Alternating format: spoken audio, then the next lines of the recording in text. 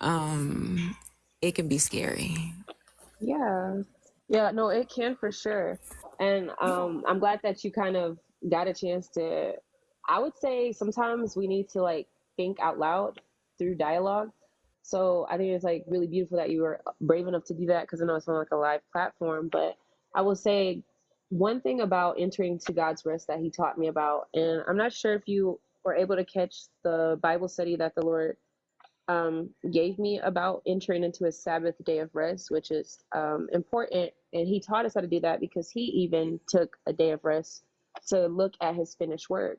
And so, with rest, it's such an interesting topic because, like you said, when you don't do it, you can fall into unbelief. There can be disobedience and a lot of other stuff that clouds, whatever the Lord is trying to efficiently communicate to you in a moment. And so rest is important because you get to enter into intimacy with him, not actual like legitimate rest. And so that's why when Jesus came and taught about his Sabbath day of rest, the Pharisees, the Sadducees, and the scribe had an issue with it because they were still looking at it on the physical like level, and Jesus, who is the word made manifest, came to give more fulfillment to it.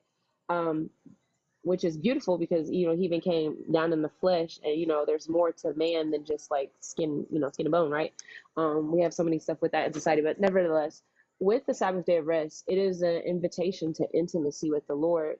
Because if you look at the story in Exodus that you brought up with them, they journeyed in the wilderness for 40 years. So first off, God had a lot of patience with them, but as they were journeying, there were a few Israelites who knew how to walk in that rest. And Joshua and Caleb are the best examples because their characteristics, their outlook, and their belief in God during a time where nobody was like really having that same insight or revelation came from the fact that they knew how to access that Sabbath day of rest with him. So when they came back from spying out the land of Canaan, because first off, spying out the land insinuated that they were going to battle. So what was the physical rest they got? Because if you read further on, after they crossed over into the promised land,